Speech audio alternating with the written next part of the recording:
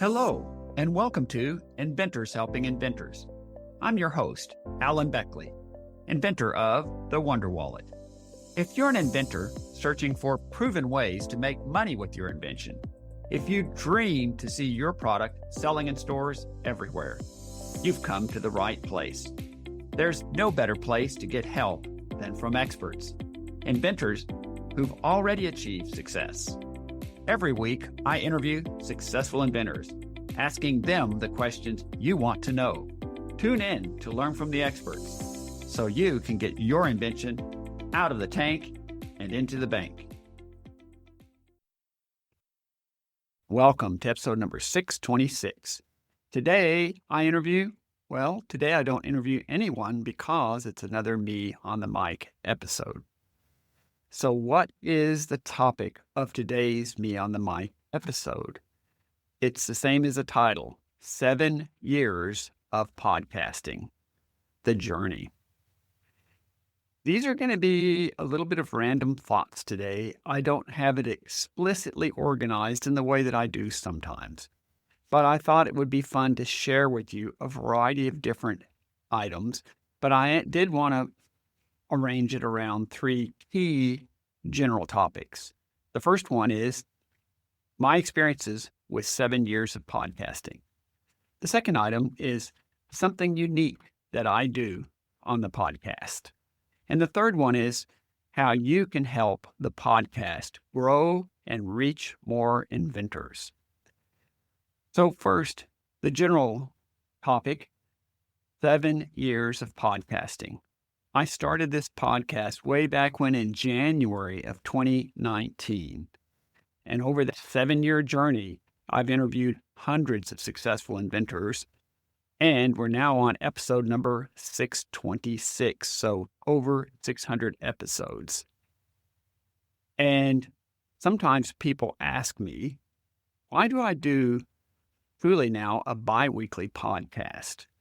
Because I won't quite call it an ugly reality. The typical reality for many podcasters is there's quite a bit of work, and very often you don't make any money directly from the podcast, at least. So why do it? So I have a few answers to that question related to the 7 years of podcasting. First of all, I created this podcast because I genuinely wanted to create a forum to help inventors because the inventing journey is a challenging one. So some of the things that have motivated me, kept me going for all these years to continue to bring a podcast to you twice a week, each Monday and Thursday. First and foremost, it has been and continues to be an amazing journey. I have met truly amazing inventors from every walk of life. And I've met inventors who've created small, different kinds of products, inventors who've created world-changing products, Shark Tank inventors, and everything in between. It's just amazing the friends that I've made because the people I interview, successful inventors on the podcast, I'm able to reach out to them 2 or 3 years later and follow up and get in touch with them because we really create friendships. So to wrap up the concept of the 7 years of podcasting, it's a joyous journey for me. I hope it's informative and enjoyable for you and that you will keep listening. So now let me talk about something unique that I do with the podcast. And one of these items is something I don't think anyone else does. A key focus I have and have had for the podcast more than anything is that I want it to be a good listener experience for you, my listeners. And here's what I mean by that. When you're listening to a podcast, you're probably doing at least 2 different things at once. You're driving and you're tuned in listening to the podcast, but your mind is kind of split 2 or 3 different directions. Or perhaps you're working out and listening to the podcast. Or maybe you're just going for a walk. So one of the things that I do is when I edit the podcast, I add a lot of half-second gaps intentionally. And here's why I do this. Let me give you a simple example. I often will ask somebody, so where did you grow up and go to school, and how did you become an inventor? And they will typically answer something like this.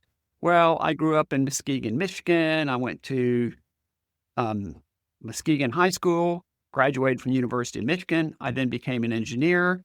And then 5 years later, I became an inventor. Now, the problem with that is it's just a running stream and you lose track of all the different pieces.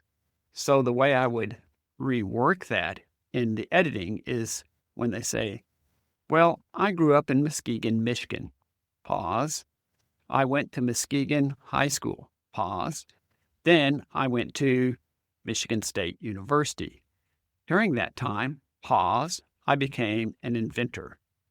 And within 5 years of that, I was producing products. I'm making this up. But you see, when you put those little short pauses in there, it allows you to gather the sentences and process them in a way you can't do when it's like a string of consciousness. I would love comments from you, my listeners, as to whether you've noticed this and whether or not you like it. Why? Because it takes me some time to do this. But I do it because I want it to be a great listener experience. And hopefully you'll notice that when I'm talking on the podcast, I put those pauses in naturally. So that's something unique that I do on the podcast. So now let's get to the third general topic, and that is how you can help the podcast.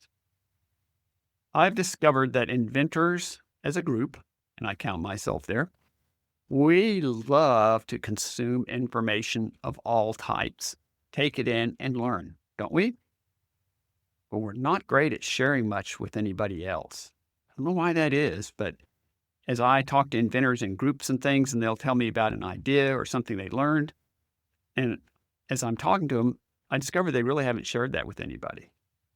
And in most other professions, interest groups, every time somebody gets an aha or some valuable idea, they share it widely. For whatever reason, inventors don't tend to share things much, which I find sort of frustrating. Well, that might extend to the podcast also. Look, if you're listening to this podcast, if you've been listening to it for a week or 2 weeks or 2 years or 7 years, do me a big favor.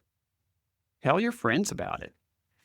And even if they've never listened to a podcast, they can always find it easily by going to alanbeckley.com/podcast.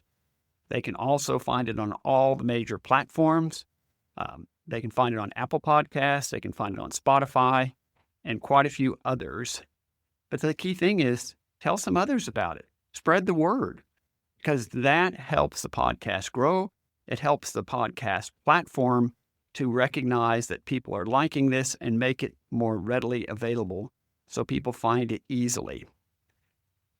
Another great way that you can help the podcast is if you'll take just a few minutes and go out to Apple Podcast or Spotify or wherever you listen and do 2 things for me, a huge favor.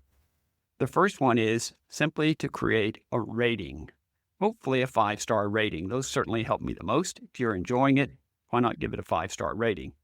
That's where most people stop. But the real goals for every podcast is for the listener to take just a few minutes, put 2 or 3 sentences together, and speak to why they like the podcast, find it particularly valuable, and suggest others might enjoy it as well. That's gold in the podcast world. So if you don't mind spreading the word, tell your friends, tell 2 or 3 other inventors about the podcast if you like it.